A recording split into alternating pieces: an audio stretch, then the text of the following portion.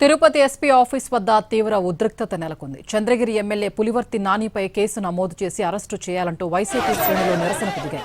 చంద్రగిరి నియోజకవర్గ ఇన్ఛార్జ్ చెవిరెడ్డి మోహిత్ రెడ్డి ఆధ్వర్యంలో నేతలు ఎస్పీ ఆఫీస్కు ర్యాలీగా తరలివచ్చారు. రిటైర్డ్ జడ్జిపై చెవిరెడ్డి కుటుంబంపై ఎమ్మెల్యే అనుచిత వ్యాఖ్యలు చేశారని, ఆయనపై చట్టపరమైన చర్యలు తీసుకోవాలని డిమాండ్ చేశారు.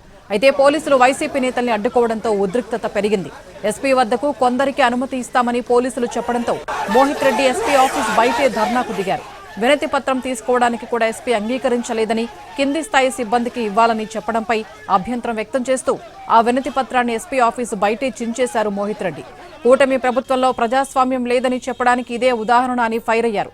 పోలీసులు మాత్రం వినతి పత్రం ఇస్తే తీసుకోవడానికి తాము సిద్ధంగా ఉన్నామని చెప్తున్నారు. ఈ క్రమంలో పోలీసుల్ని దూషించాడని ఆరోపణతో ఒక స్థానిక నేతను అరెస్ట్ చేశారు. అరెస్టైన నేతను విడిపించేందుకు అతనితో పాటు పోలీసు వాహనంలో పోలీస్ స్టేషన్కు వెళ్లారు మోహిత్ రెడ్డి.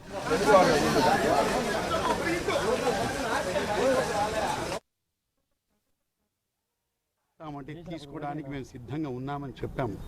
మేము రిక్వెషన్ ఇస్తామంటే తీసుకోవడానికి మేము సిద్ధంగా ఉన్నామని చెప్పాము. పీజీఆర్స్ ఈరోజు నిర్వహించేది నేను, మా డిఎస్పీ అడ్మిన్ గారు. మేమిద్దరం ఇక్కడే ఉన్నాము, ఇక్కడే తీసుకుంటామని కూడా చెప్పాము. సరే మేము లోపలికి వచ్చి ఇస్తామన్నారు. మీరే మీ కళ్ళతో చూశారు. గార్డ్ రూమ్ దగ్గరకు వచ్చారు. నేను తీసుకుంటామన్నాము, మీరే చూశారు.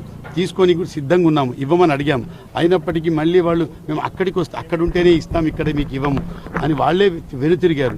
మీరే చూశారు ఇదంతా కూడా. నేను చెప్పేది ఏం లేదు. కాబట్టి వాళ్ళకు నిజంగా రిక్వెషన్ ఇవ్వాలనుకుంటే ఎక్కడిచ్చినా ఇవ్వచ్చు. ఇది మేము పై అధికారులకు మేము పంపించుకుంటాం. దాని మీద ఏం చర్యలు తీసుకోవాలి, దాని మీద చర్యలు తీసుకుంటాం.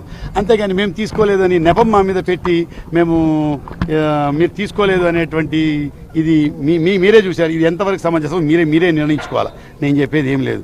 మీ ముందే లోపలికి వచ్చారు, మీ ముందే వచ్చారు, మీ ముందే అడిగాం. అక్కడి దాకా వచ్చారు. మరి అక్కడికి వచ్చి మేము అక్కడికి వస్తే ఇస్తామని అన్నారు. ఇది ఇవ్వాలన్న ఉద్దేశమా లేదా మీరే నిర్ణయించుకోండి. అంతకంటే మేము చెప్పదలుచుకుంది ఏం లేదు.